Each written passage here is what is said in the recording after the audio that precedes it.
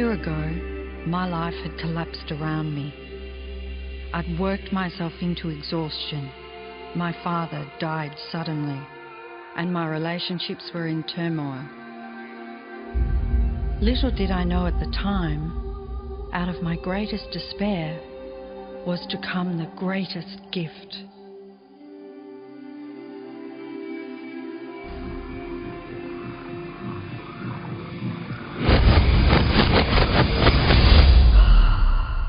I'd been given a glimpse of a great secret.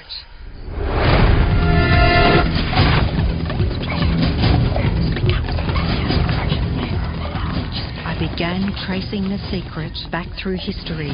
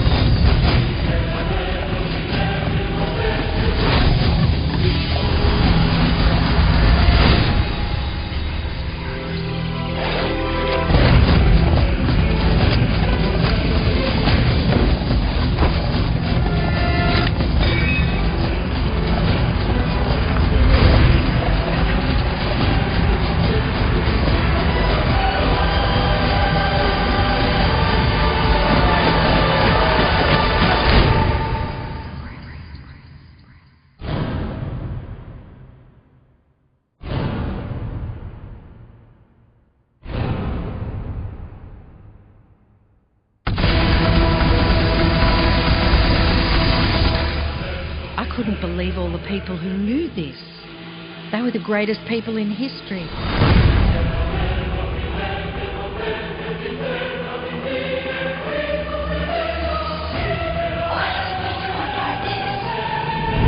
All I wanted to do was share the secret with the world. I began searching for people alive today who know the secret. One by one, they began to emerge.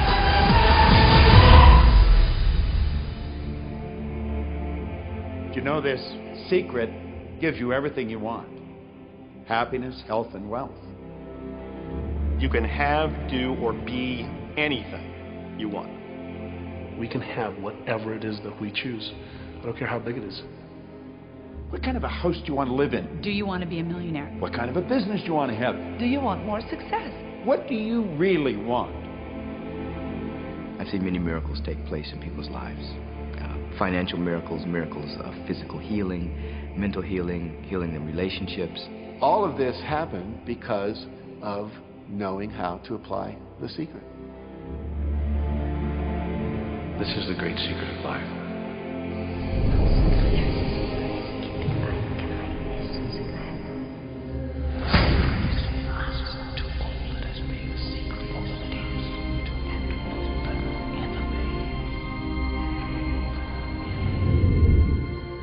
You've probably been sitting there wondering, what is the secret?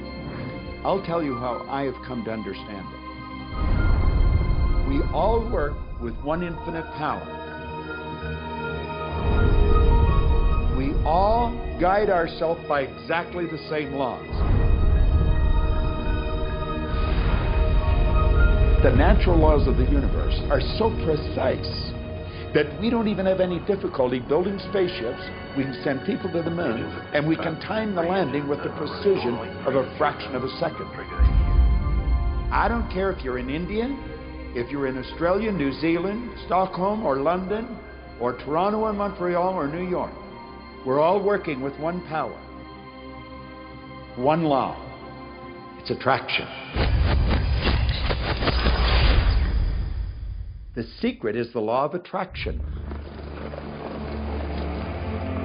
Everything that's coming into your life, you are attracting into your life. And it's attracted to you by virtue of the images you're holding in your mind. It's what you're thinking. You see, whatever is going on in your mind, you are attracting to you. Now, wise people have always known that. You can go right back to the ancient Babylonians. They've always known this. It's a small, select group of people. Why do you think that 1% of the population earns around 96% of all the money that's being earned? Do you think that's an accident? It's no accident. It's designed that way. They understand something.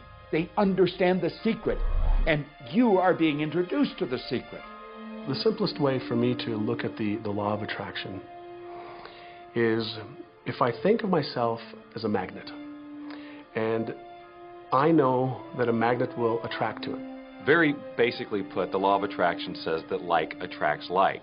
But we're really talking at a level of thought. Our job as humans is to hold on to the thoughts of what we want, make it absolute clear in our minds what we want, and from that we start to invoke one of the greatest laws in the universe, and that's the law of attraction. You become what you think about most, but you also attract what you think about most. If you see it in here, you're going to hold it here. And that principle can be summed up in 3 simple words. Thoughts become things. What most people don't understand is a thought has a frequency. Every thought has a frequency. We can measure a thought.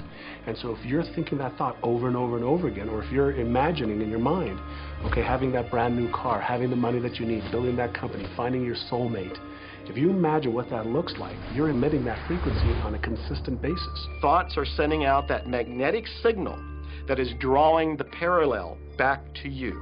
See yourself living in abundance, and you will attract it. It always works. It works every time with every person.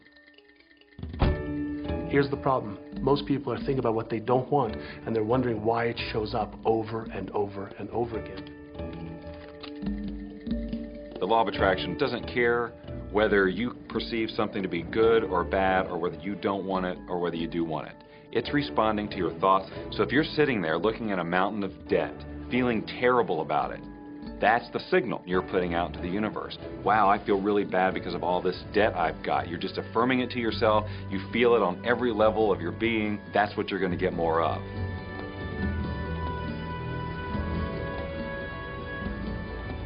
So when you're looking at that thing you want and you're saying yes to it, you're activating a thought. And the law of attraction is responding to that thought and bringing you things that match that. But when you are looking at something that you do not want and you shout no at it, you are actually not pushing it away. Instead, you are activating the very thought of what you do not want, and now law of attraction is lining those things up for you also. This is a universe that is based upon attraction. Everything is about attraction. The law of attraction is always working. Whether you believe it or understand it or not, it's always working.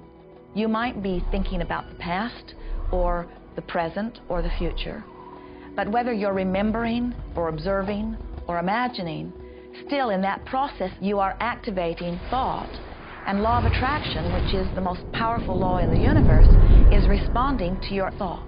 Creation is always happening. Every time an individual has a thought or a prolonged, chronic way of thinking, they're in the creation process. Something is going to manifest out of those thoughts. Law of attraction says we'll give you whatever it is you say and focus on. And so if you're complaining about how bad it is, what you're creating is more of how bad it is. Oh, look! I found that!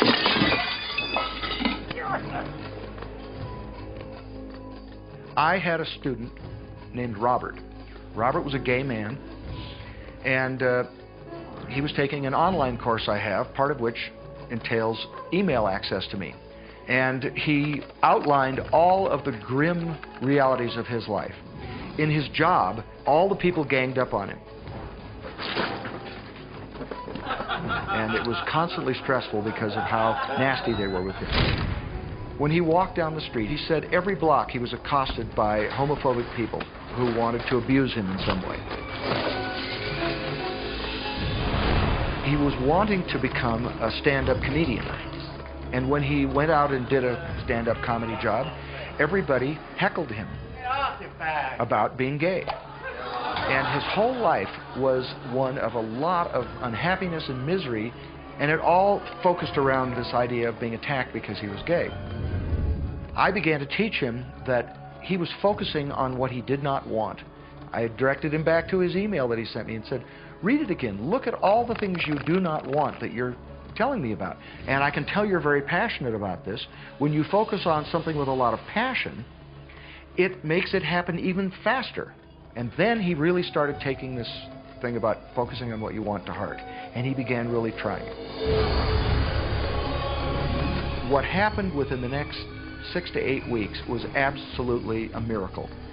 He said that all the people in his office that had been harassing him either transferred to another department, quit working at the company, or started totally leaving him alone, and he began to love his job.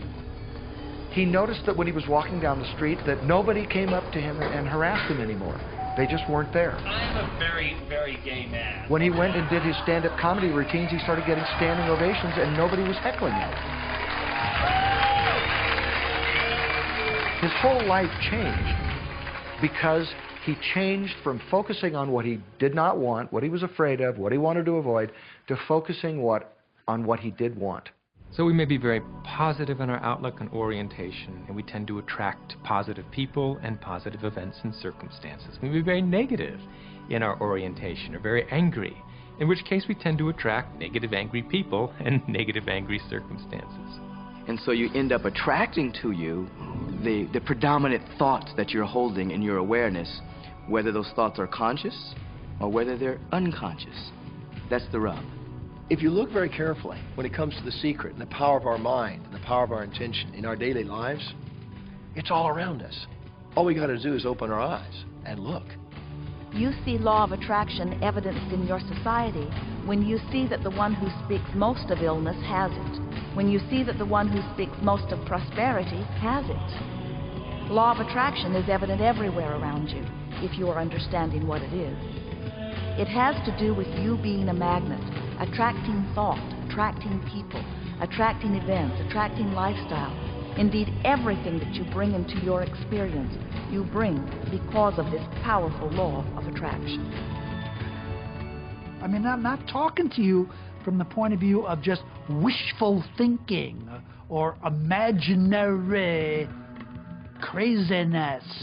I'm talking to you from a deeper, basic understanding. Quantum physics really begins to point to this discovery. It says that you can't have a universe without mind entering into it, that the mind is actually shaping the very thing that is being perceived. Now, if you don't understand it, doesn't mean you should reject it. You don't understand electricity, probably. First of all, no one even knows what electricity is, and yet you enjoy the benefits of it. Do you know how it works? I don't know how it works, but I do know this, that you can cook a man's dinner with electricity, and you can also cook the man. People oftentimes, when they begin to understand the great secret, become frightened of all of these negative thoughts that they have. Two things they need to be aware of.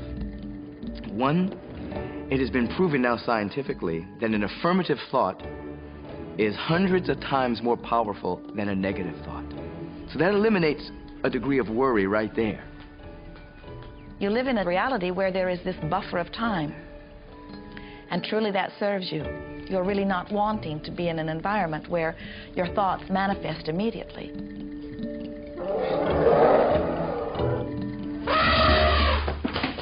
The evidence is long in coming, and that is really a good thing. So you want to become aware of your thoughts, you want to choose your thoughts carefully, and you want to have fun with this, because you are the masterpiece of your own life. You are the Michelangelo of your own life. The David that you are sculpting is you, and you do it with your thoughts. The leaders in the past who had the secret wanted to keep the power and not share the power. So they kept people ignorant of the secret. People went to work, they did their job, they came home. They were on a treadmill with no power because the secret was kept in the few. We live in a universe in which there are laws. Just as there's a law of gravity, if you fall off a building, it doesn't matter whether you're a good person or a bad person, you're going to hit the ground. Everything that's around you right now in your life, including the things you're complaining about, you've attracted. Now, I know at first blush that's going to be something that you hate to hear. You know, you're going to immediately say, I didn't attract the car accident. I didn't attract this particular client. I didn't particularly attract the debt. I didn't attract whatever it happens to be that you're complaining about. And I'm here to be a little bit in your face and to say, yes, you did attract it. And this is one of the hardest concepts to get.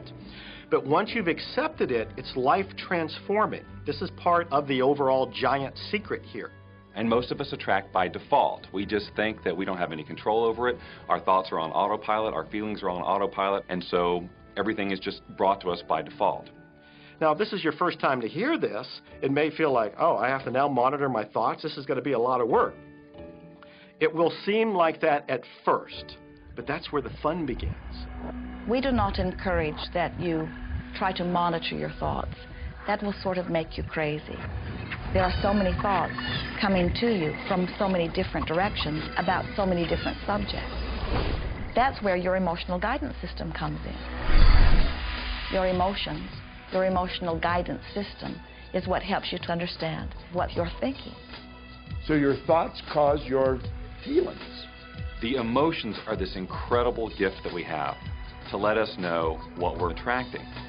There are only two emotions from our perspective. One feels good and one feels bad.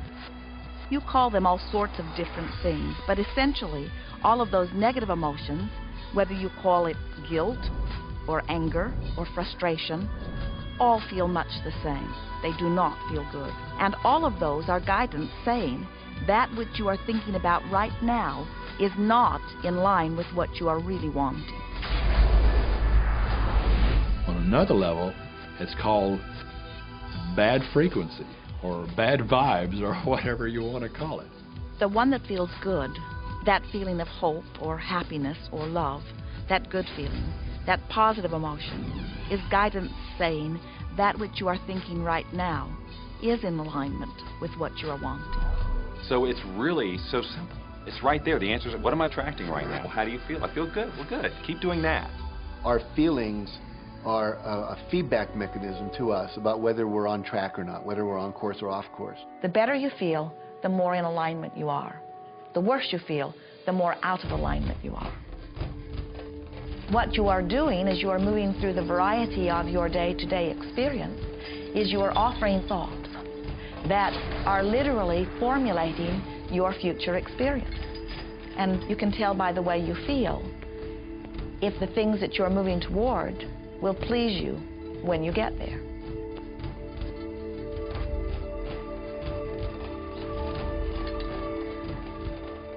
Whatever it is you are feeling is a perfect reflection of what is in the process of becoming.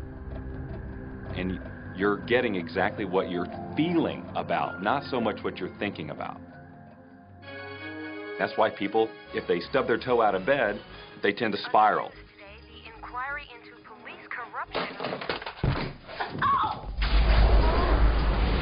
The whole day goes like that, you know. They have no clue that a simple shifting of their emotions can change their entire day and life. If you start out having a good day and you're in that particular happy feeling, as long as you don't allow something to change your mood, you're going to continue to attract, by the law of attraction, more situations, circumstances, people that sustain that happy feeling. Good days, bad days, rich get richer, poor get poorer. It's all about what these people are predominantly and continually feeling. You can begin right now to feel healthy. You can begin to feel prosperous. You can begin to feel the love that's surrounding you, even if it's not there. And what will happen is the universe will correspond to the nature of your song. The universe will correspond to the nature of that inner feeling and manifest, because that's the way you feel. So basically what you focus on with thought and feeling is what you attract into your experience, whether or not it's something you want. What you think and what you feel and what manifests is always a match. every single time, no exception. It's hard to swallow. But when we can begin to open ourselves up to that, the ramifications are awesome. It means that whatever thought has done in your life, it can be undone through a shift in your awareness.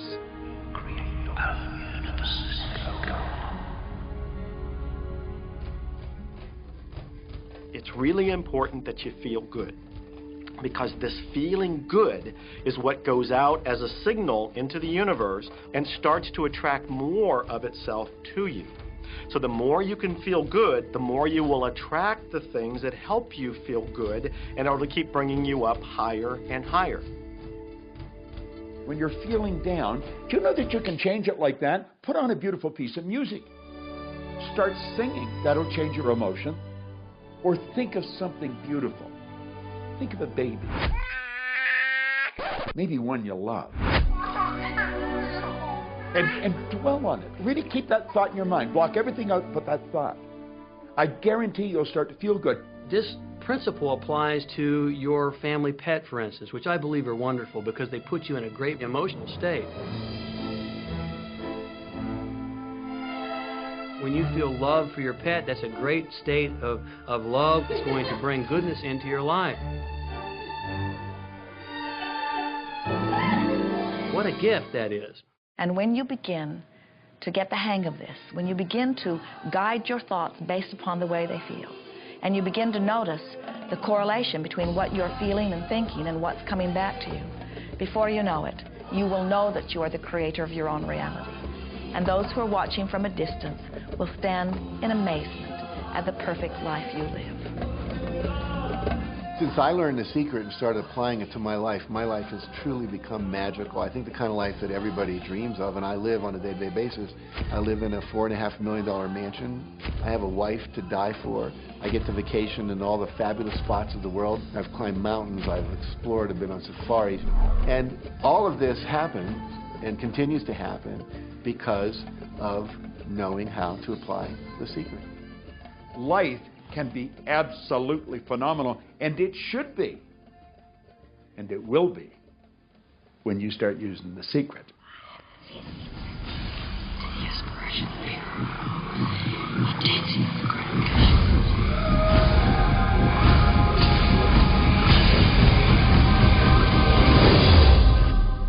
Well, a lot of people ask me what their job is in the creative process and what the job of the universe is. So let's look at that for a moment. Let's use this metaphor. If you think about Aladdin and his lamp, you've probably heard of that one. I mean, Aladdin picks up the lamp, he dusts it off, and out pops the genie.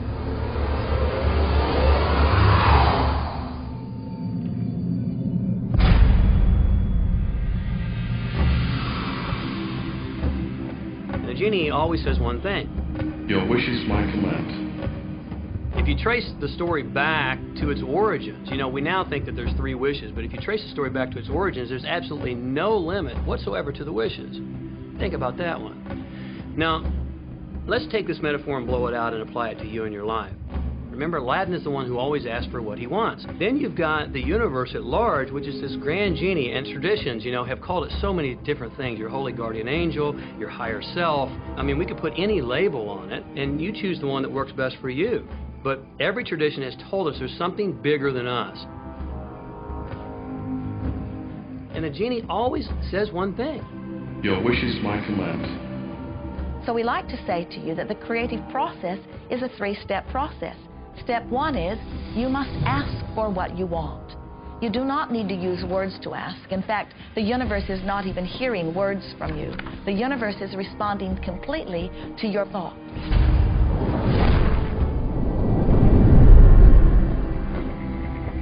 What do you really want? Sit down and write it out on a piece of paper. Write it in the present tense. You might begin by writing, I am so happy and grateful now that, and then explain how you want your life to be in every area. And this is really fun. This is like having the universe as your catalog, and you flip through it and you go, well, I'd like to have this experience, and I'd like to have that product, and I'd like to have a person like that. It is you just placing your order with the universe. It's really that easy. The second step is answer, an answer to what you're asking. And that is not your work in your physical form. The universe will do that step for you. All of the universal forces are responding to the thoughts that you have set into motion. Your wishes, my commands. And the universe will start to rearrange itself to make it happen for you. Most of us have never allowed ourselves to want what we truly want because we can't see how it's going to manifest. If you do just a little research, it is going to become evident to you that anyone that ever accomplished anything did not know how they were going to do it. They only knew they were going to do it. You don't need to know how it's going to come about. You don't need to know how the universe will rearrange itself. You don't know how. It'll be shown to you. You will attract the way. So then our friends say, something must be going terribly wrong because I know I am asking, so where's my stuff? And we say, you are asking. You are completing step one. You can't help but do that. The universe is answering every time, no exception. But there is another step that you must understand, and it is called step 3, which is the receiving step, which means you must bring yourself into alignment with what you're asking for. When you're in alignment with what you want, you feel wonderful. That's what enthusiasm is. That's what joy is. That's what appreciation is. That's what that feeling of passion is. But when you are feeling despair or fear or anger, those are strong indicators that you are not right now in alignment with what you're asking for. And so when you begin to realize that the way you feel is everything, and you begin to direct your thoughts based upon how they feel, little by little, you can find the feeling place of it, and now you are one with it, and now it must manifest into your experience.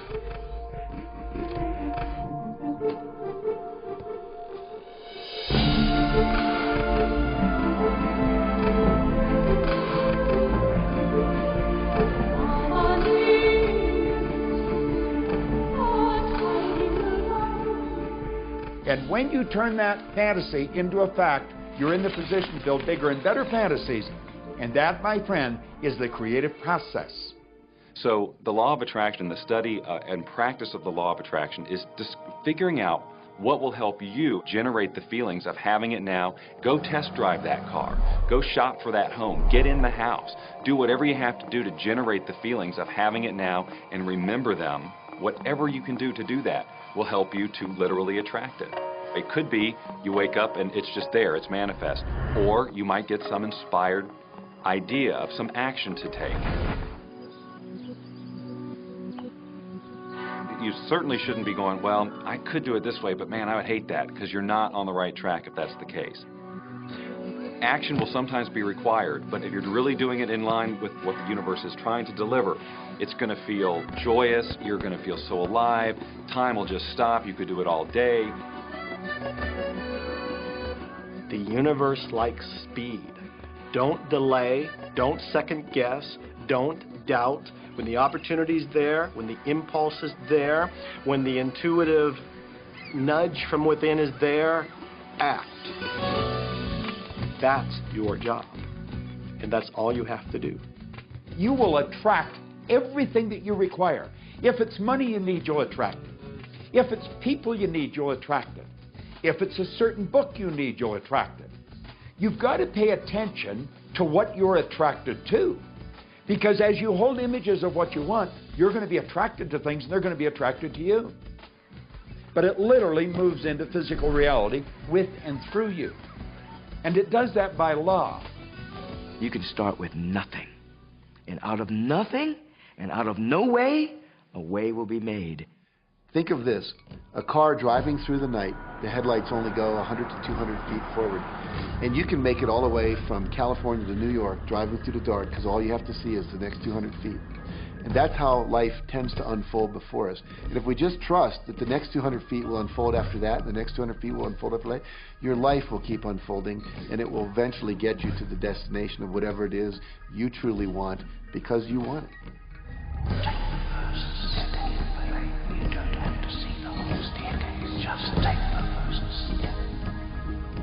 Well, another thing people wonder about is how long is this going to take? How long will it take to manifest the car, the relationship, the money, whatever it happens to be? Well, I don't have any rule book that says it's going to take you 30 minutes or 3 days or 30 days. I think it's more a matter of you being in alignment with the universe itself. Size it's nothing to the universe. It is no more difficult to attract on a scientific level something that we consider huge to something that we consider infinitesimally small. The universe does everything it does with zero effort. Grass doesn't strain to grow. It's effortless. It's just this great design. It's all about what's going on up here. It's about what we put in place, saying this is big, it's going to take some time. This is small, oh, I'll give it an hour. You know, those are our rules that we define. There are no rules according to the universe. You provide the feelings of having it now, it will respond. Some people have an easier time with little things, and so we sometimes say, well, start with something small, like a cup of coffee. Make it your intention to attract a cup of coffee today. Hold an image of talking to an old friend that you haven't seen for a long time. Somehow or another, somebody's going to start talking to you about that person. That person's going to phone you, or you'll get a letter from them. People are amazed how that I line up car parks, and I've done this right from when I first understood the secret. I would visualize a car space exactly where I want it, and 95% of the time it would be there for me, and I'd just pull straight in. 5% of the time I'd have to wait just a minute or two, and the person would pull out and I'd pull in. So I do that all the time.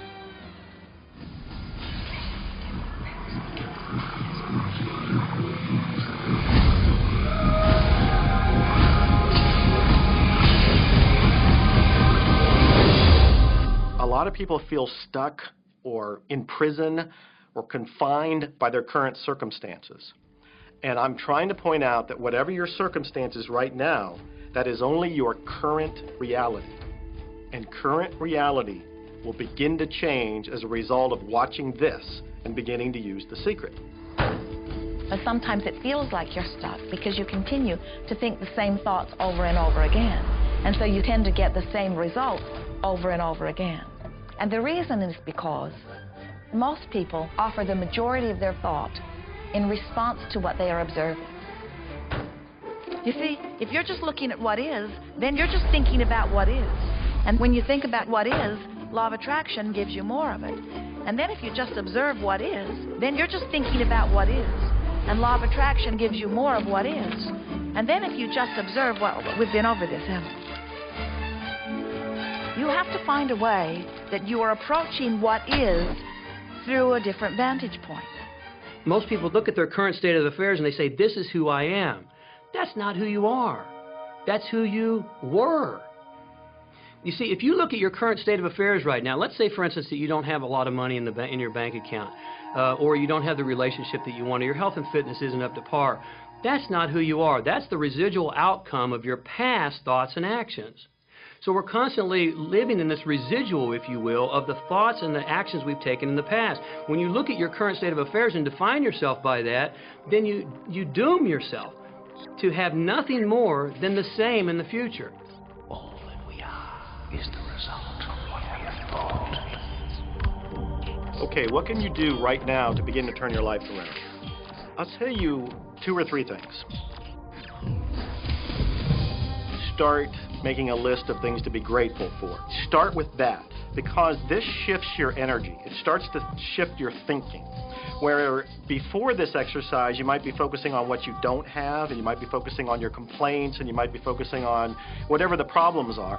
When you do this exercise, you start to go in a different direction. You start to be grateful for all the things that you feel good about. Gratitude is absolutely the way to bring more into your life.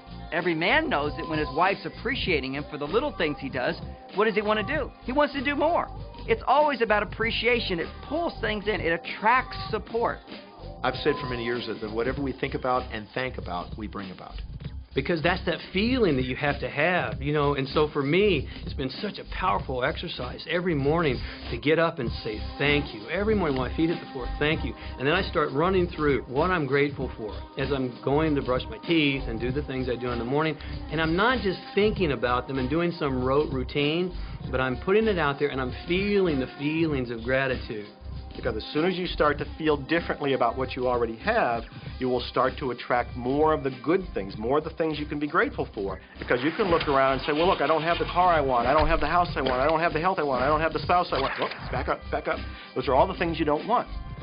Focus on what you already have that you're grateful for.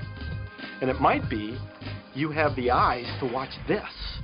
It might be the clothes that you have. Yes, you might prefer something else, and you might get something else pretty soon if you start feeling grateful for what you have.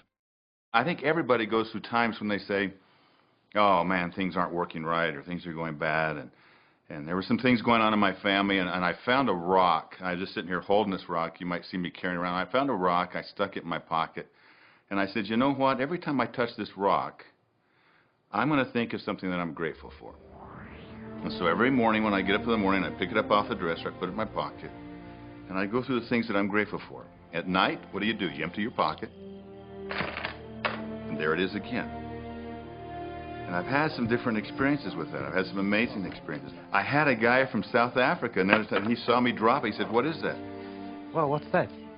I explained it to him, so he started calling it a gratitude rock. Gratitude rock. 2 weeks later, I got an email from him, from South Africa. And he said, my son is dying from a rare disease. It's a type of hepatitis. He said, would you send me 3 gratitude rocks? Now, they're just rocks I found off the street, you know, so I said, sure. I had to make sure that the rocks were very special. And so I went out to the stream, looked, picked out the right rocks, and sent them off to him. 4 or 5 months later, I get an email from him. He said, my son's better. He's doing terrific. And he said, but you need to know something. He says, we've sold over 1,000 rocks at $10 a piece as gratitude rocks, and we've raised all this money for charity. Thank you very much. And so it's very important to be in an attitude of gratitude, as I call it. Another thing that I would suggest that you do right now to turn your life around, and this is so huge that I can't find the words to describe just how powerful this can be for you.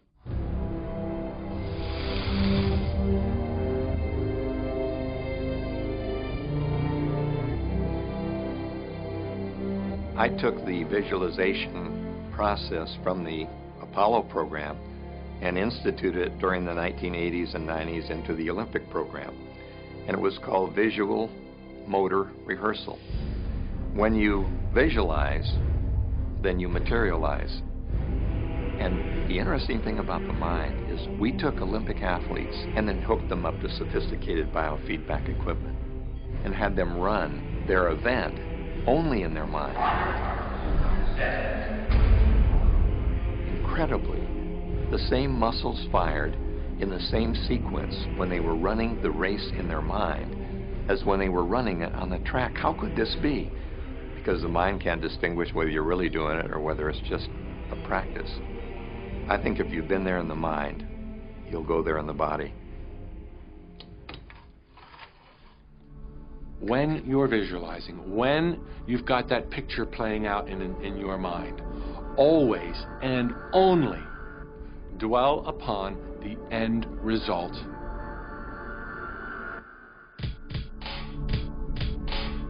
Here's an example. Look at the back of your hands right now. Really, look at the back of your hands. The color of your skin, the freckles, the blood vessels, the rings, the fingernails, the fake fingernails. Take in all those details right before you close your eyes. And then see those hands, your fingers, wrapping around the steering wheel of your brand new car.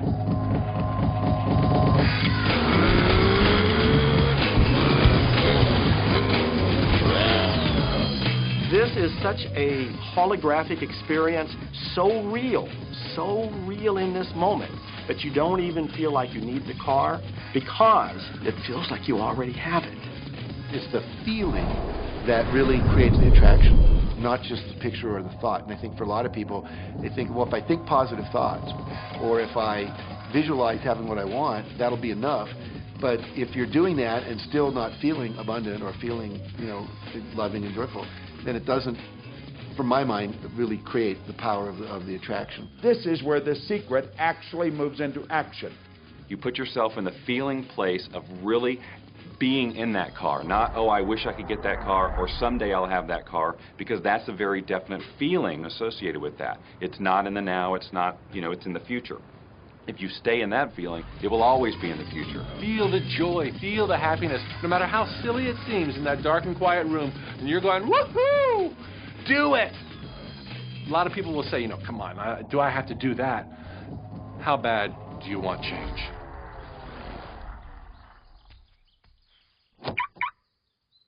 Now that feeling and that inner seeing will begin to be an open doorway through which the power of the universe will begin to express. What this power is, I cannot say. All I know is that it exists. Our job is not to figure out the how. The how will show up out of the commitment and the belief in the what. The hows are the domain of the universe. It always knows the shortest, quickest, fastest, most harmonious way between you and your dream. If you turn it over to the universe, you will be surprised and dazzled by what is delivered to you. This is where magic and miracles happen. Well, I would say you want to do this virtually daily, but my disclaimer is this should never be a chore. What's really bottom line importance here to the whole secret is feeling good. You want to feel exhilarated by this whole process. You want to be high, happy, in tune as much as possible. The only difference between people who really are living this way and people who aren't, living in the magic of life, is that the people who are living in the magic of life have habituated ways of being. They have habituated this process, and magic happens with them wherever they go, because they remember it and they do it all the time, not as a one-time event. People hold that for a while, and they're really a champion at it. And they say, you know what, I'm fired up, I saw this program, and I'm going to change my life. And yet, results aren't showing, and beneath the surface, it's just about ready to break through. And someone will look at the surface results and go, this stuff doesn't work. And you know what? The universe says, your wish is my command. And it goes down. Knowing the law of attraction, I wanted to really put it to use and to see if it was, what would happen. And in 1995, I started to create something called a vision board, where I take something that I would want to achieve, or something that I want to attract, like a car or a watch or the soulmate of my dreams, and I'd put a picture of what I wanted up on this board called the vision board. And every day I would sit in my office and I would look up at this board and I would start to visualize. I would really get into the state of having already acquired it. And I was getting ready to move as we put all the furniture, all the boxes put into storage. And I made 3 different moves over a period of 5 years. And then I ended up in California and bought this house, renovated it for a year, and then had all the stuff brought from my former home 5 years earlier. One morning, about 7:30 in the morning, my son comes into my office, and one of the boxes that was sealed for 5 years was right at the doorstep. And my son, Keenan, was sitting on the box, banging away at the box, and I said, sweetheart, will you please stop me? I'm doing some work here. And he says, what's in the boxes, Daddy? And I said, well, honey, those are my vision boards. What's a vision board? I said, well, it's where I put all my goals up. I cut them out, and I put all my goals up as something that I want to achieve in my life. And of course, at 5.5 years old, he didn't understand it. So I said, sweetie, let me just show you, because that'll be the easiest way to do it. And so I cut the box open. And when I pulled up the vision boards, there was a picture on there of a home that I was visualizing 5 years earlier. And what was shocking to me was we were living in that house, not a house like it. I had bought my dream home, renovated it, and didn't even know it. But I looked at that house, I started to cry because I was just blown away. Why are you crying? Honey, I finally understand how the law of attraction works. I finally understand the power of visualization. I finally understand everything that I've read, everything that I've worked with my whole life, the way I've built companies. It worked for my home as well. And I bought our dream home and didn't even know it.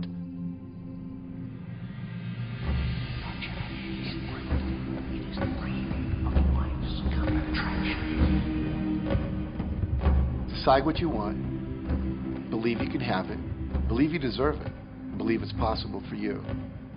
And then close your eyes every day for several minutes and visualize having what you already want and feeling the feelings of already having it. Come out of that and focus on what you're grateful for already. And really enjoy it, okay? And then go into your day and release it to the universe and trust that the universe will figure out how to manifest it.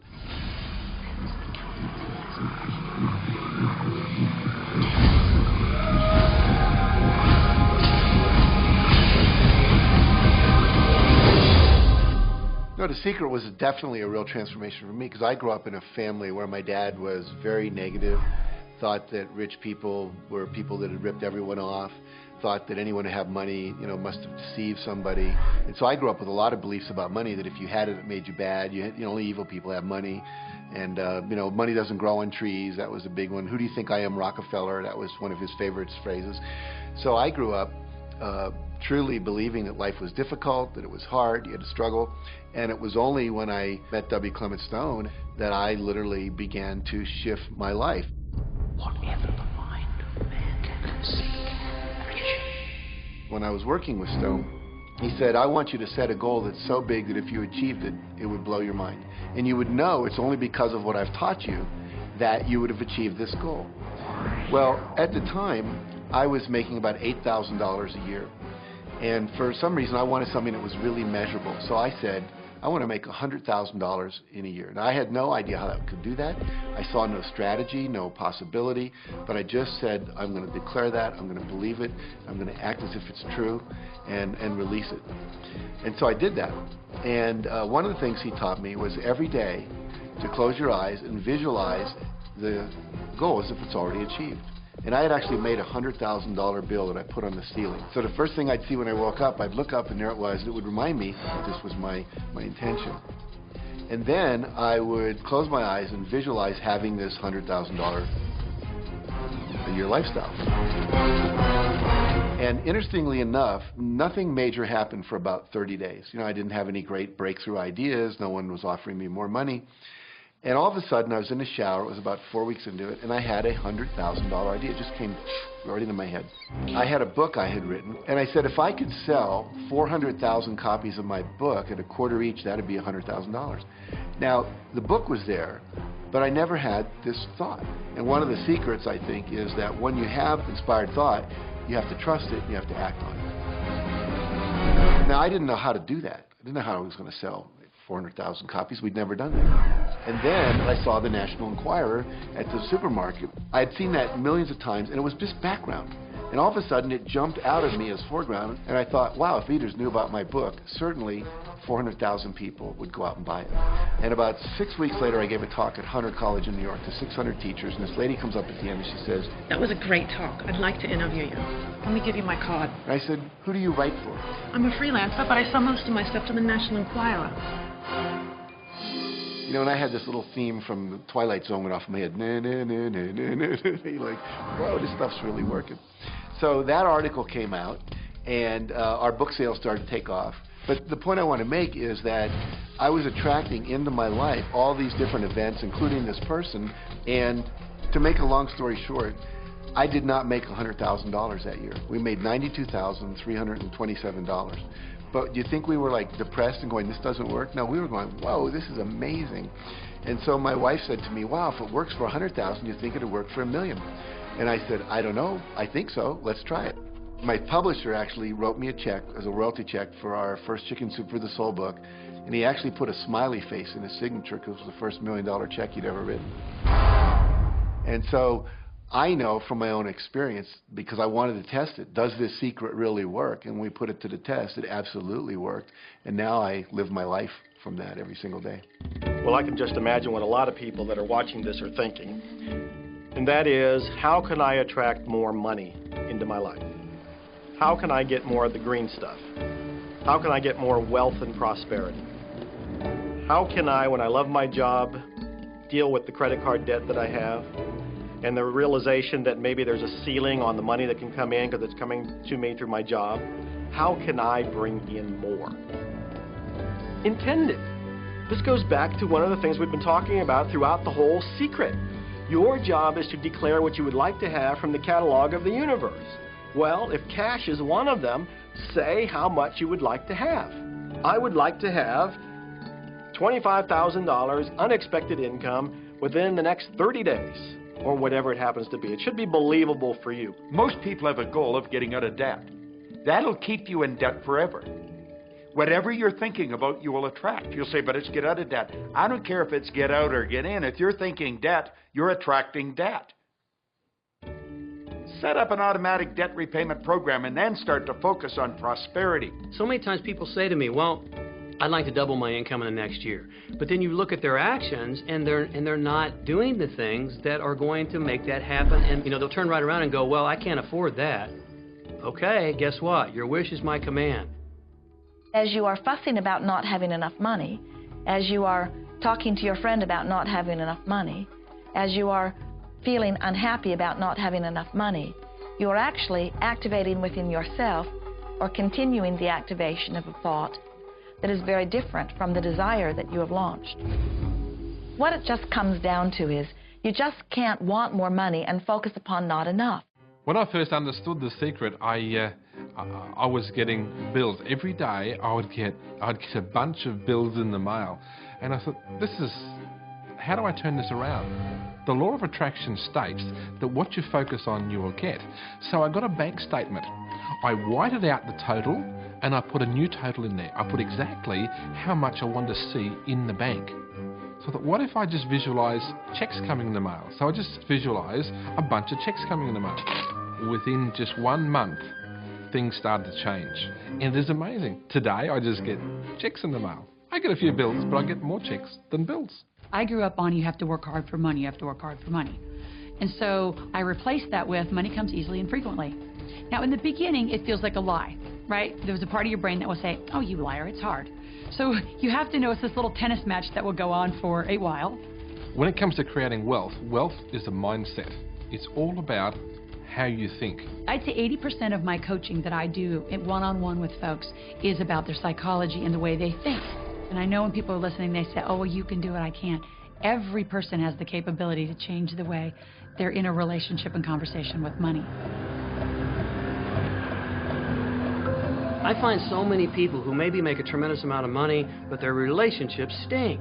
That's a technical term, by the way. And that's not wealth. It really isn't. You can go after the money and you might get rich, but it doesn't guarantee you'll be wealthy. I'm not suggesting that money isn't a part of wealth. It absolutely is. But it's only a part. And then I meet a lot of people who are quote-unquote spiritual, but they're sick and broke all the time. That's not wealth either. Life is meant to be abundant in all areas. Many people in Western culture are striving for success. They want to have the home, they want their business to work, they want all of these things. But what I found in my research is that having those things certainly doesn't guarantee what we really want, which is happiness. And that's when all those outer things come. They don't come from going after them first to get happiness. It's backwards. You go for the sense of inner joy, of inner peace, of inner vision first, and then all the other things from the outside appear.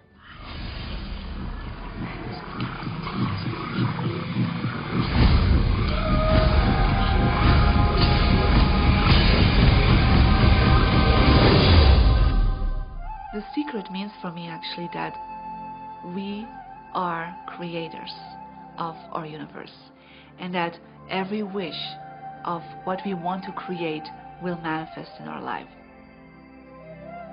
Therefore, it's very important what you wish, what your thoughts are, what your feelings are, because it will manifest. Now, one day I went into somebody's home, and he was an art director of a very famous film producer. And in every corner, he had this beautiful image of a woman, a naked woman dressed with a fabric, kind of doing this, kind of saying, oh, I don't look at you, I don't see you, And I said, I think you have trouble in your romance. Are you a clairvoyant or something? No, but look, 7 places you have exactly that woman. But I love that kind of painting. I painted it myself. That's even worse, I said, because you put all your creation and your creativity in it. Now, he's this gorgeous-looking man. He has all these actresses around him because that's the work he does. He doesn't get romance. I said, what do you want? Well, I want to date 3 women a week. Okay, paint yourself with 3 women and hang it in every corner.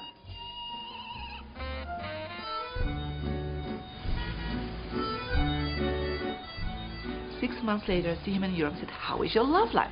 Great. They just call me. They all want to date me. Because that's your wish. Now I have like 3 dates a week. They're fighting over me. Good on you. But I really want to stabilize a little bit. I want marriage, and I want romance. Well, paint it, okay? So he painted a beautiful romantic relationship. And a year later, he got married and is very happy. Because he put another wish out. But he wished it in himself for years, but it did not happen. Because his wish could not manifest because the outer level of himself, his house, was just contradicting himself all the time. So if you know this knowledge, you should start playing with it.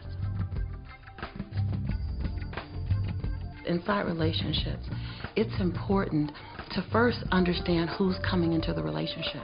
And I don't mean about your partner, I mean about you. How can you ever expect anyone else to enjoy your company if you don't enjoy your own company? And so, again, the law of attraction, or the secret, is about bringing that into your life, and you've got to get really, really clear. Here's the question I would ask you to consider. Do you treat yourself the way that you want other people to treat you?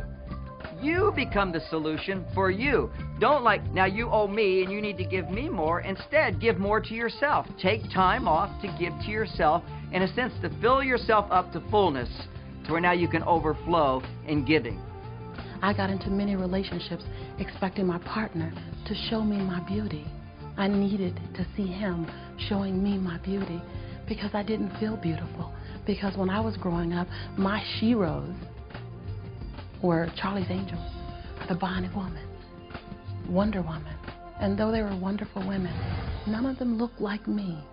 It wasn't until I stopped and I fell in love with Lisa, full lips, round hips, smoker skin, afro, that the rest of the world began to fall in love with Lisa. There's something so magnificent about you. I have been studying me for 44 years. I want to kiss myself. Because you're going to get to love yourself. I'm not talking about conceit. I'm talking about a healthy respect for yourself. And as you love yourself, you'll love others. Sometimes people will say, those people at work are so negative, or the man I live with is so angry, or my children are so worrisome to me. And we say, you must orient yourself to the best part of those people who surround you. We encourage that you get a notebook and that you make a list of the positive aspects of the people that you spend a lot of time with.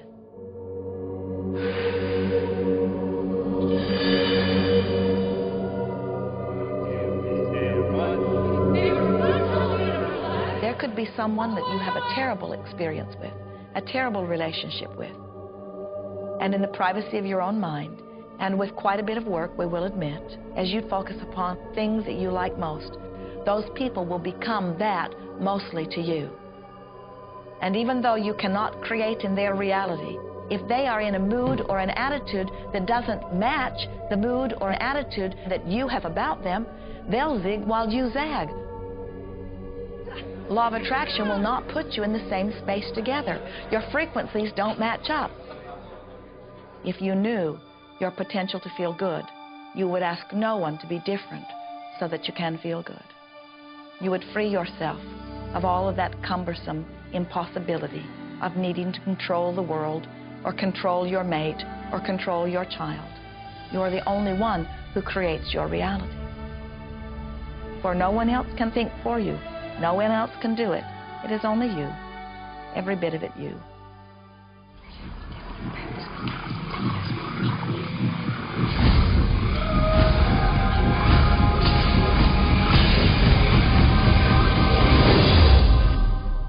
It's important to recognize that our body is really the product of our thoughts. We're beginning to understand in medical science the degree to which the nature of thoughts and emotions actually determines the physical substance and structure and function of our bodies. We've known in the healing arts of a placebo effect. A placebo is something that supposedly has no impact and no effect on the body, like a sugar pill or something. You tell the patient that this is just as effective, and what happens is the placebo has the same effect, if not greater effect, than sometimes the medication is supposed to be designed for that effect. So they found out that the human mind is the biggest factor in the healing arts. more so than sometimes the medication. If somebody is in a situation where they're sick and they have an alternative to try to explore what is in their mind creating it versus using medicine, if it's an acute situation that could bring death to them, then obviously the medicine is a wise thing to do while they explore what the mind is about. So you don't want to negate medicine. Every form of healing has a place. There is only a stream of well-being that flows, you know. It is a stream of pure positive energy. And the universe, all that we know, is abundant with only that. This is a world that is based upon well-being, and well-being dramatically abounds. And when you are allowing that stream to flow in its fullness, you feel very, very good. And when you are pinching it off a bit, you feel not so good. There is only a stream of goodness or well-being which you are allowing or not. And your magnificent emotions are telling you what the mix is, how you're doing in your allowing or your resisting of this connection. You know people who have had terminal disease. Stop and think of the word dis-ease. Hyphenate the word. That's a body that's not at ease. We've got 1,000 different diagnoses and disease out there. They're just the weak link. They're all the result of one thing: stress. And you put enough stress on the chain, you put enough stress on the system, and one of the links breaks. Our physiology creates disease to give us feedback, to let us know we have an imbalanced perspective and we're not loving and we're not grateful. So the body's signs and symptoms are not something terrible. The question that's frequently asked is when a person has manifested a disease in their body temple or some kind of discomfort in their life, through the power of right thinking, can it be turned around? And the answer is absolutely yes. On November 23rd, I was diagnosed with breast cancer. I truly believed in my heart, with my strong faith, that I was already healed. During the day, all day long, I would just say, thank you for my healing. On and on and on I went, thank you for my healing. I believed in my heart I was healed. I saw myself as if cancer was never in my body. One of the things I did to heal myself was to watch very funny movies. That's all we would do, is just laugh, laugh, laugh. We couldn't afford to put any stress in my life because we knew stress was one of the worst things you can do while you're trying to heal yourself. From the time I was diagnosed, which was November 23rd, to the time I was healed totally was approximately 3 months. And that's without radiation and chemotherapy. Well, we come with a basic program. It's called self-healing. You get a wound, it grows back together.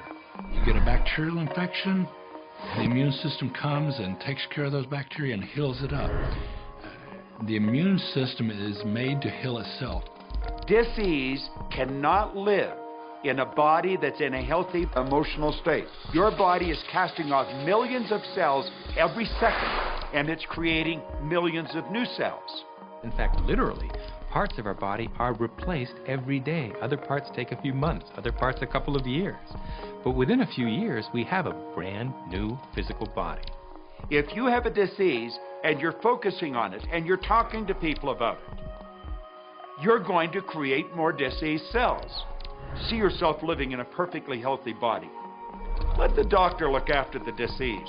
Can you feel the difference between having painful arthritis in your hips and feeling fearful about it, or having painful arthritis in your hips and feeling hopeful about it? The difference between fearful and hopeful is the difference between recovery or not. Happier thoughts lead to essentially a happier biochemistry, a happier, healthier body. Negative thoughts, stress has been shown to seriously degrade the body and the functioning of the brain, because it's our thoughts and emotions that are continuously reassembling, reorganizing, recreating our body.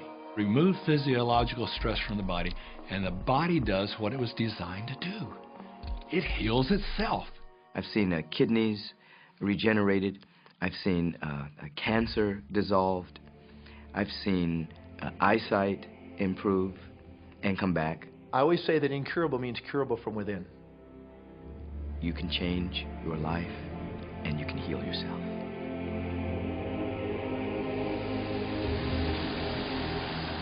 Well, my story begins on March 10, 1981. It really changed my whole life. It was a day I'll never forget. I crashed an airplane.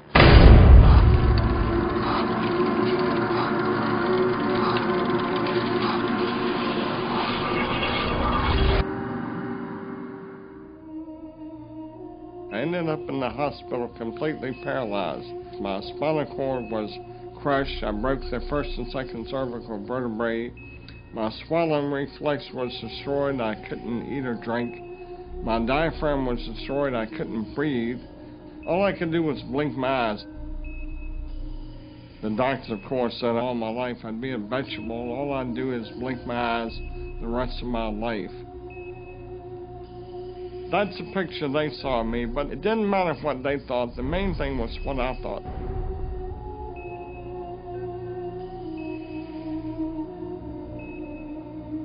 I picture myself being a normal person again, walking out of that hospital. The only thing I had to work with in the hospital was my mind. As long as you have your mind, you can put things back together again. I was hooked to a respirator, and they said I'd never breathe on my own again because my diaphragm was destroyed. But this little voice kept saying to me, breathe deep, breathe deep.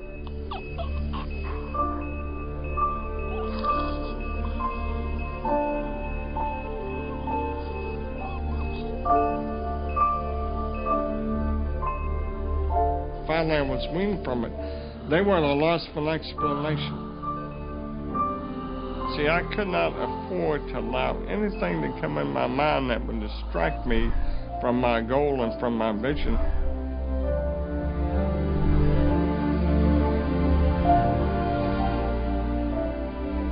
Well, I set a goal to walk out of the hospital on Christmas. That was my goal.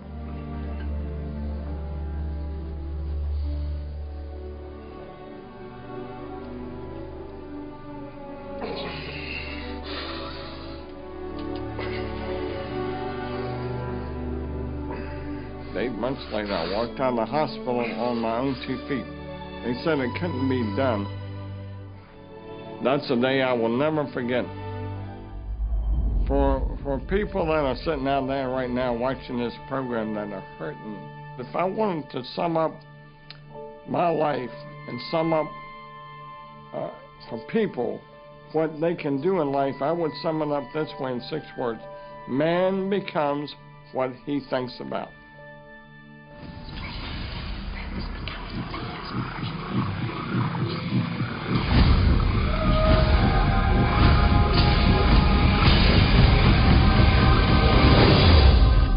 We notice that there are so many people who are living life in a very conditional way. They look out and they see things that are wonderful and they say, yes, we want more of those. We would vote for that. We would support that with our time and energy and money. But then they look out and they see things that they do not want, terrible things that they do not want to live and that they do not want to see others live. And they say, we've got to do something about getting rid of those things. But they don't realize that as they push against the unwanted, they add power to it. In this world, there is a war against poverty and a war against cancer and a war against teenage pregnancy and a war against terrorism and a war against violence and a war against terrorism. We mentioned that there's a war against terrorism, and all of this pushing against is only adding to, because you can't say no and make it go away. When you shout no, law of attraction is lining that up. The reason that what you resist persists is because if you're resisting something, you're saying, no, I don't want this thing because it makes me feel this way, the way I'm feeling right now. So you're just putting out this really strong emotion of, wow, I really don't like this feeling, and it's there, and it just comes racing towards you. You know, the anti-war movement creates more war. The anti-drug movement has actually created more drugs because we're focusing on what we don't want, drugs. People will say, well, shouldn't I focus upon that? That is true. And we say, that is like saying, because someone gave their attention to something they did not want long enough that now it is manifested, I should do it too. And we say, we don't really understand that reasoning. Mother Teresa was brilliant. She said, I will never attend an anti-war rally. If you have a peace rally, invite me. You know, she knew. She understood the secret. I mean, look what she manifested in the world. So if you're anti-war, be pro-peace. If you're anti-hunger, be pro people having more than enough to eat. If you're anti a particular politician, be pro his opponent. Often elections are tipped in the favor of the person that people are really against because he's getting all the energy and all the focus. You want to focus on what you want, not what you don't want. It's okay to notice what you don't want because that gives you contrast to say, well, this is what I do want. But the fact is that the more you talk about what you don't want or talk about how bad it is, read about all of that all the time, and then say, oh, how terrible it is, well, you're creating more of that. You know, so many times people say to me, well, James, I have to be informed. Maybe you have to be informed, but you don't have to be inundated. Learn to become still and to take your attention away from what you don't want and all the emotional charge around it and place the attention on what you wish to experience. I always say when the voice and the vision on the inside become more profound and more clear and loud than the opinions on the outside, you've mastered your life. You are not here to try to get the world to be just as you want it to be. You are here to create the world around you that you choose, while you allow the world as others choose it to be, to exist also.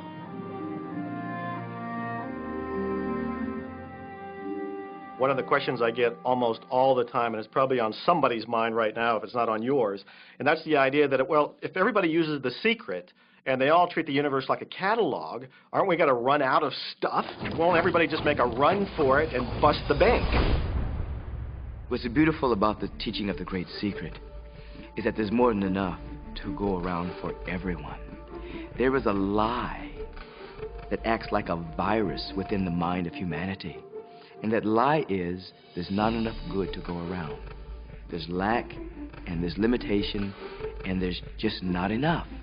That lie has people living in fear, greed, stinginess, and those thoughts of fear, greed, stinginess, and lack become their experience. So the world has taken a nightmare pill. Now the truth is, there's more than enough good to go around. There's more than enough creative ideas. There's more than enough power. There's more than enough love. There's more than enough joy. All of this begins to come through a mind that is aware of its own infinite nature. Every great teacher who's ever walked the planet has told us that life was meant to be abundant. And so, just when we think that resources are dwindling, we find new resources to achieve the same things. And so even though we say we have lack, it's because we don't open up our vision and see all what's around us. You know, when everybody starts to live from their heart and go for what they want, they don't go for the same things. That's the beauty of this. We don't all want BMWs. We don't all want the same person. We don't all want the same experiences. We don't all want the same clothing. We don't all want fill in the blank. There's enough for everyone. If you believe it, if you can see it, if you act from it, it will show up for you. That's the truth. So let the variety of your reality thrill you as you get to choose from among it those things that you're wanting. And when you see something that you want in your experience, think about it. Find the feeling place of it. Get inside of it. Talk about it and write it down. Write a script about it. Make it your reality by becoming a match to it. And when you see those things that you're not wanting in your experience, do not talk about them. Don't write about them. Don't join groups that worry about them. Don't push against them. Do your best to ignore them. Remove your attention from the things that you do not want while you give your undivided attention to the things that you do want. Most of the leaders in the past missed the great part of the secret, which is empowering and sharing with others. This is the best time to have ever been alive in history. It's the first time we've ever had the power to gain knowledge at our fingertips.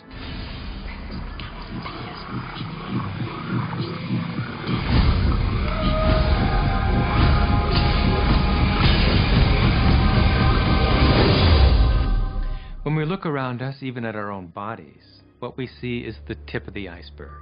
Think of this for a moment. Take your hand and look at it. Now, your hand looks solid, but it's really not. If you put it under a proper microscope, you'd see a massive energy vibrating. Everything is made up of the exact same thing, whether it's your hand, whether it's the ocean, or whether it's a star. Everything is energy. And let me help you understand that just a little bit. There's the universe, of course, and our galaxy, and our planet, and then individuals, and then inside of this body are organ systems, and then there's cells, and then there's molecules, and then there's atoms, and then there is energy. So there are a lot of levels to talk about something on, but everything in the universe is energy. I don't care what city you're living in, you've got enough power in your body, potential power, to illuminate the whole city for nearly a week. Most people define themselves by this finite body, but you're not a finite body. I mean, even under a microscope, you're an energy field. Well, what we know about energy is this. You go to a quantum physicist and you say, what creates the world? And he or she will say, energy. Well, describe energy. Okay, it can never be created or destroyed. It's always was, always has been. Everything that ever existed always exists. It's moving into form, through form, and out of form. Okay, great. You go to a theologian and you ask the question, what created the universe? And he or she will say, God. Okay, describe God. Always was and always has been, never can be created or destroyed, all that ever was, always will be, always moving into form, through form, and out of form. You see, it's the same description, just different terminology. And so if you think you're this meat suit running around, think again. You're a spiritual being. You're an energy field operating in a larger energy field. We're all connected. We just don't see it. There isn't an out there and an in here. Everything in the universe is connected. It's just one energy field. You are extensions of source energy. And you are here in these magnificent bodies, but your bodies have distracted you, for the most part, from who you really are. You are source energy. You are eternal beings. You are God force. You are that which you call God. Scripturally, we could say that we are the image and the likeness of God.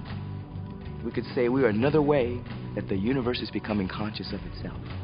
We could say that we are the infinite field of unfolding possibility. All of that would be true. Every great tradition has told you that you were created in the image and the likeness of the creative source. That means that you have God potential and power to create your world, and you are. You are. And maybe you've created things to this point that are wonderful and worthy of you, and maybe you haven't. The question I'd ask you to consider is, do the results you have in your life, are they what you really want, and are they worthy of you?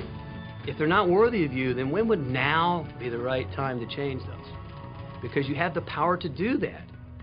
The power is under our control. You know, a lot of people feel like they're victims in life, and they'll often point to past events, perhaps growing up with an abusive parent or in a dysfunctional family. And I would add as a parenthesis here that most psychologists believe that about 85% of families are dysfunctional. So it's like all of a sudden you're not so unique. My parents were alcoholics, my dad abused me, my mother divorced him when I was 6. From the age of 13 to 18, I was involved in street gangs. I had a severe motorcycle accident. I was homeless at one point in Dallas. I lived in poverty for 15 years in Houston. When I was a child, I had learning difficulties, and I was considered learning disabled, and I was told I would never read, write, or communicate, never amount to anything, not go very far in life. I mean, that's almost everybody's story in some form or not. So that's just called so what. The real what is, what are you going to do now? What do you choose now? Because you can either keep focusing on that or you can focus on what you want. And when people start focusing on what they want, what they don't want falls away. And that part expands and the other part disappears. We are wanting you to come to the place where you're beginning to offer your thought deliberately, where you're guiding your thoughts on purpose, where you are the creator of your own experience because you are the manager of your own thought. The beautiful thing about the law of attraction is that you can begin where you are, and you can begin to think, real thinking, and you can begin to generate within yourself a feeling tone of harmony and happiness. The law will begin to respond to that. So now you start to have different beliefs, like there is more than enough in the universe, or you have the belief that everything goes right for me, Or you have the belief that I'm not getting older, I'm getting younger. We can create it the way we want it by using the law of attraction. And you can break yourself free from your hereditary patterns, cultural codes, social beliefs, and prove once and for all that the power within you is greater than the power that's in the world.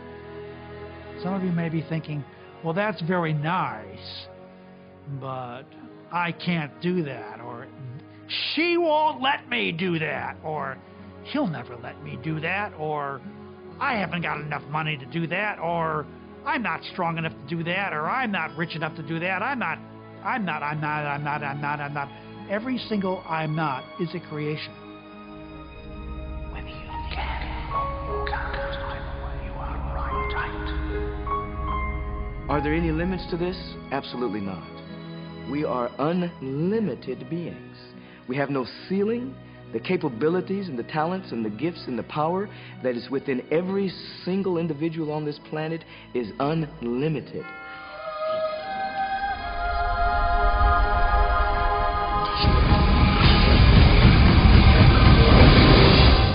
There is no blackboard in the sky on which God has written your purpose, your mission in life.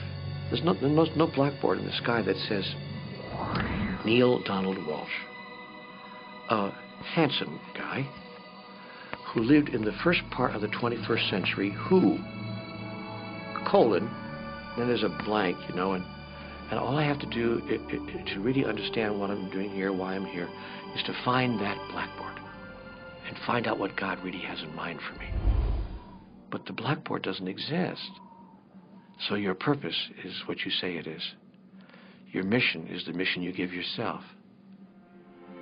Your life will be what you create it as, and no one will stand in judgment of it, now or ever.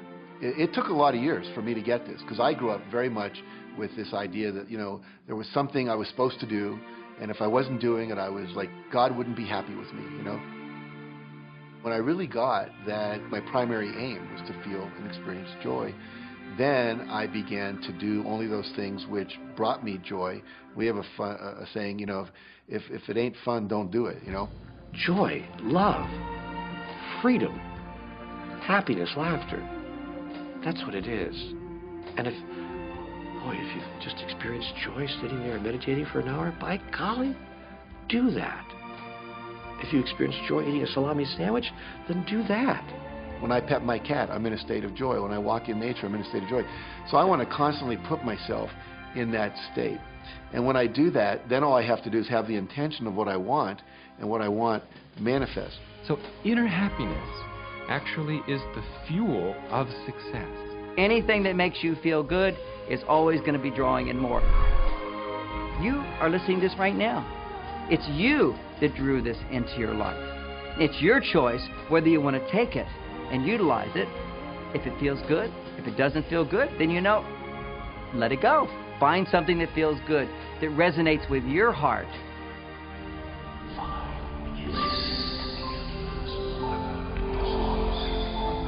Joseph Campbell said, follow your bliss. We think those are the best words we have ever heard spoken from a human tongue. And if one could follow one's bliss, you would follow the trail to abundance and well-being on all subjects.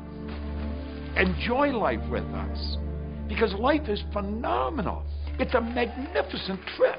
You will live in a different reality, a different life, and people will look at you and say, what do you do different than me? Well, the only thing that is different is that you work with a secret. And then you can do and have and be things that people will say that's impossible for you to do and have and be. We're really now moving into a new era.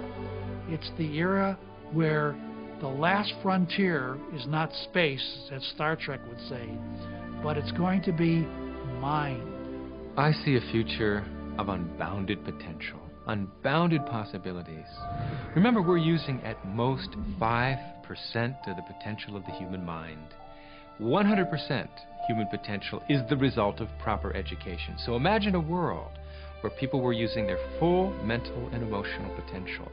We could go anywhere, We could do anything, achieve anything. See yourself with the good that you desire. Every religious book tells us that.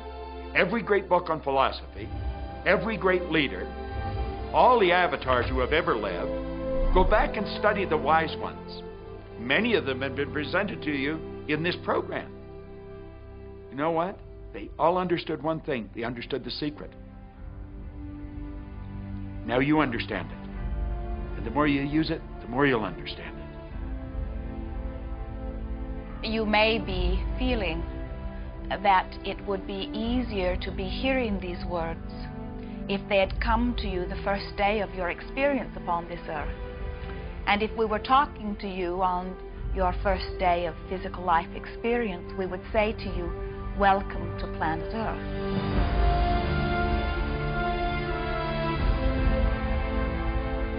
There is nothing that you cannot be or do or have. You are a magnificent creator, and you are here by your powerful and deliberate wanting to be here. Go forth, giving thought to what you are wanting, attracting life experience to help you decide what you want, and once you have decided, giving thought only unto that. Most of your time will be spent collecting data that will help you decide what it is you want. But your real work is to decide what you want and then to focus upon it. For it is through focusing upon what you want that you will attract it. That is the process of creating. I believe that you're great, that there's something magnificent about you.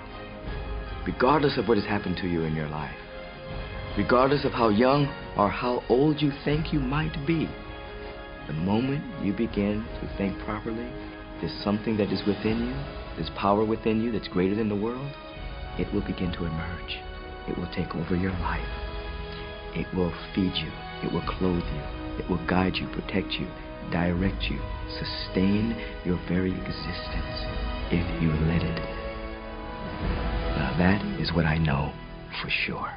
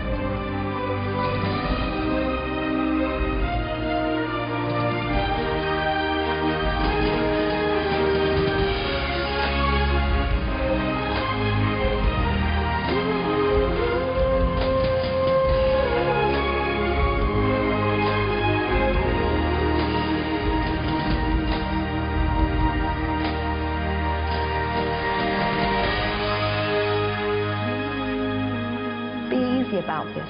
Have fun with it. There is nothing you are supposed to do, only that which you want to do.